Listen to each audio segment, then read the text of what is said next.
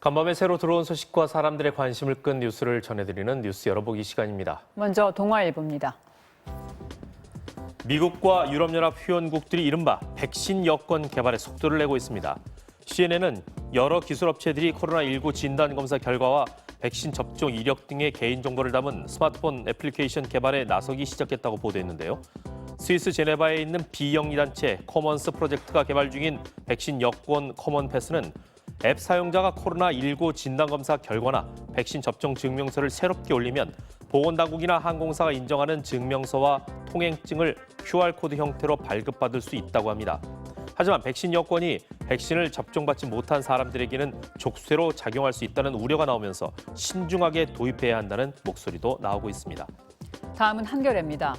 중대재해기업처벌법이 어제 정부의 수정안으로 국회에 제출됐습니다. 그동안 경영계와 노동계가 첨예하게 맞붙었던 인과관계 추정 조항은 삭제됐고 50인 미만 사업장에 대해선 법 시행 적용을 4년 유예하는 것은 물론 50명에서 100명 미만 사업장 또한 2년 유예하는 내용이 담겼는데요. 그동안 중대재해법에서 논란이 됐던 쟁점 부분은 명확성이 부족하거나 포괄적이란 이유로 기업의 요구를 반영하는 쪽으로 정리됐습니다. 한편 SNS에서는 산재 사고가 개인의 문제가 아니라 우리 모두의 문제라는 사회적 공감대가 커지면서 중대재해기업처벌법 제정을 촉구하는 온라인 인증샷 캠페인이 진행되고 있는데요. 캠페인에 동참한 직장인 이누리 씨는 뉴스에서 본 산재 유족들의 얼굴에 내 가족들의 얼굴이 겹쳐졌다면서 주변 사람들의 삶이 좀 더 편안하게 바란다고 말했습니다. 다음은 한국일보입니다. 일제강점기 강제 노역 현장인 군함도 탄광을 둘러싼 일본의 역사 흔들기가 계속되고 있습니다. 군함도에 거주했던 전 주민들이 1955년 NHK에서 방송된 군함도 해저 탄광 영상은 사실과 다르다면서 검증을 요구하고 나선 건데요.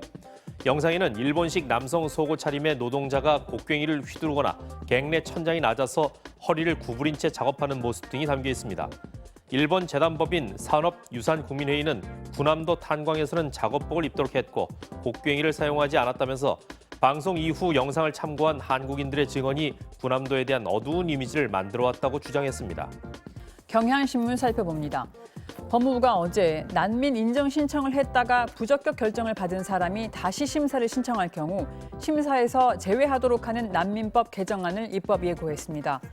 체류 연장을 목적으로 한 난민 신청에 대해선 명백히 이유 없는 신청으로 규정해 인정하지 않는 내용도 포함됐는데 큰 틀에서 난민 심사와 인정 건수를 줄이겠다는 방침으로 풀이된다고 합니다. 개정안에 따라 난민 인정 심사 부적격 결정 대상자로 분류되면 난민 신청자로 인정받지 못할 뿐만 아니라 이의 신청과 행정 심판도 제기할 수 없게 되는데요. 인권단체들은 난민을 추방하겠다는 법안이라면서 체류 연장 목적과 경제적 이유를 근거로 난민 여부를 심사하는 건 타당하지 않다고 주장했습니다. 다음은 국민일보입니다. 코로나19 사태로 금융권의 유동성 지원이 늘어나면서 부실 징후 기업의 수가 감소했습니다. 금융감독원은 어제 재무구조가 취약한 기업 약 3,500곳을 대상으로 신용 위험 평가를 진행한 결과 157곳이 부실 징후 기업으로 선정됐다고 밝혔는데요.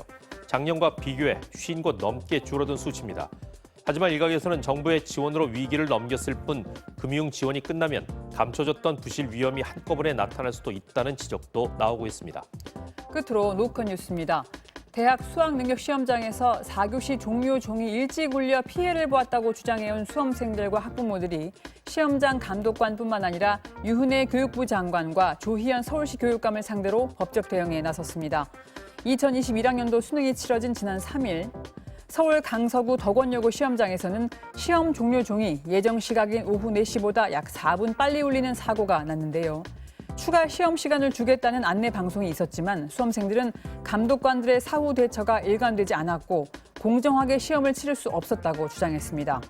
또 사고로 수년 동안 피땀을 흘리면서 노력해왔던 학생들이 교육청 관계자들의 잘못으로 수능 시험을 망치게 됐다면서 법적 대응에 나선 이유를 설명했습니다. 지금까지 뉴스 열어보기였습니다.